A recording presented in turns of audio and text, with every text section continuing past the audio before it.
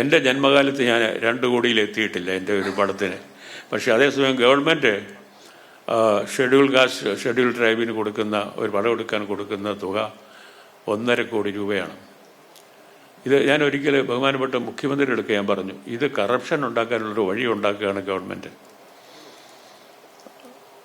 ബഹുമാനപ്പെട്ട സാമ്പത്തിക ധനകാര്യ മന്ത്രിക്ക് അറിയാം.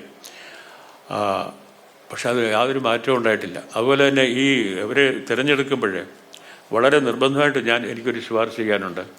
ഷെഡ്യൂൾ കാസ്റ്റിൽപ്പെട്ട ആളുകൾ നല്ലൊരു അതിൻ്റെ പിന്നിലുള്ള മനസ്സ് വളരെ നല്ലതാണ്, അതിൻ്റെ ഉദ്ദേശം വളരെ നല്ലതാണ്. പക്ഷെ അവർക്ക് കുറഞ്ഞതൊരു 3 മാസത്തെ ഇൻറ്റൻസീവ് ട്രെയിനിങ് കൊടുക്കണം, പരിശീലനം കൊടുക്കണം, സിനിമ എങ്ങനെ ഉണ്ടാക്കുന്നുള്ളതിന്.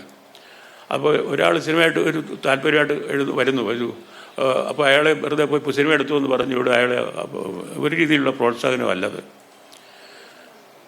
അതുകൊണ്ട് അവർക്കൊരു 3 മാസത്തെ നല്ല വിദഗ്ധന്മാരുടെ കീഴിലുള്ള പരിശീലനം കൊടുക്കണം. എന്നിട്ട് വേണം അവർക്ക് എങ്ങനെയാണ് ഒരു പടത്തിന് ബഡ്ജറ്റ് ഉണ്ടാക്കുന്നതുൾപ്പെടെയുള്ള സംഗതികൾ മുഴുവൻ അവർ മനസ്സാക്കിക്കണം. കാരണം ഫിലിം ഡെവലപ്മെൻറ്റ് കോർപ്പറേഷനിൽ നിന്ന് പണം വാങ്ങി പടം എടുത്തവർക്ക് എല്ലാം കംപ്ലൈൻ്റാണ്. അവർക്ക് അവർ വിചാരിച്ചിരിക്കുന്നത് ഈ പണം അവരിങ്ങനെ എടുത്തൊരു ദിവസം തരും, കൊടുത്തു നമുക്ക് ഇവിടെ കൊണ്ടുപോയി പടം എടുക്കാമെന്ന്. അങ്ങനെയല്ല, അത് പറഞ്ഞ് മനസ്സിലാക്കണം അവരെ. ഇത് പബ്ലിക് ഫണ്ടാണ്, ജനങ്ങളുടെ നിന്ന് കരം പിടിച്ച പണമാണ് ഇത്തിരി ചിലവാക്കുന്നത്. മറ്റ് ഒരുപാട് പ്രധാനപ്പെട്ട വിഷയങ്ങൾ നമ്മുടെ ജീവിതത്തിലുണ്ട്, അതിനൊക്കെ വേണ്ടി ചിലവാക്കാനുണ്ട്.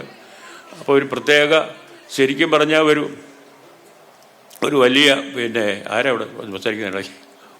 മൈക്ക് കൊടുത്തിട്ടുണ്ടോ? എന്താ? അപ്പോൾ നമുക്ക് തോന്നും പറഞ്ഞു വന്നത് പോയി. അപ്പോൾ അവർ നിർബന്ധമായിട്ട് അവർ ട്രെയിനിങ് കൊടുക്കണം. ഈ 1.5 കോടി കുറച്ചിട്ട് 50 ലക്ഷം ആക്കി 3 പേർക്ക് കൊടുക്കുക. ഇത് കൊമേഴ്ഷ്യൽ ഫിലിം എടുക്കാനുള്ള കാശല്ല, കൃത്യമായിട്ട് നല്ല സിനിമ എടുക്കാനുള്ള മുടക്കലാകാവും. വളരെ നിർബന്ധമാണ്. സൂപ്പർ സ്റ്റാറിനെ വെച്ച് പടമെടുക്കാനുള്ള പണമല്ല നമ്മൾ ഗവൺമെൻറ് കൊടുക്കേണ്ടത്, ഒരിക്കലും ഗവൺമെൻറ് ചുമതലയല്ലത്. അതുപോലെ തന്നെയാണ് സ്ത്രീകൾക്കുള്ളത്. ഒരു സ്ത്രീ ആയിരുന്നതുകൊണ്ട് മാത്രം സിനിമ എടുപ്പിക്കാൻ പണം കൊടുക്കരുത്. ഈ സ്ത്രീ ആയാലും അവർക്കും കൊടുക്കണം ഈ പരിശീലനം. വളരെ പ്രധാനമാണ്. സ്ത്രീ സംവിധായകർ നമുക്ക് വേണം. നമുക്ക് 1-2 പേരുണ്ട്, അവർ നല്ല മിടുക്കരാണ്. പക്ഷെ അതുപോലെയുള്ള പുതിയ ആളുകൾ വരണമെന്നുണ്ടെങ്കിൽ അവർക്ക് ഇതിൻ്റെ എല്ലാ പ്രയാസങ്ങളും അറിഞ്ഞ് വേണം പടമെടുക്കാൻ. ചില വീട്ടിലില്ലേ, ചില കുട്ടികളെ നമ്മൾ വളർത്തുമല്ലോ, യാതൊരു വിഷമങ്ങളും അറിയിക്കാതെ. ഞങ്ങൾക്ക് കഷ്ടപ്പെട്ടൊക്കെ ജീവിച്ച ആളുകളാണ് നമ്മുടെ മക്കൾ. അവർ പറയുന്നു, അയ്യോ നമ്മുടെ കുഞ്ഞുങ്ങളെ വിഷമമൊന്നും അറിയിക്കരുത്.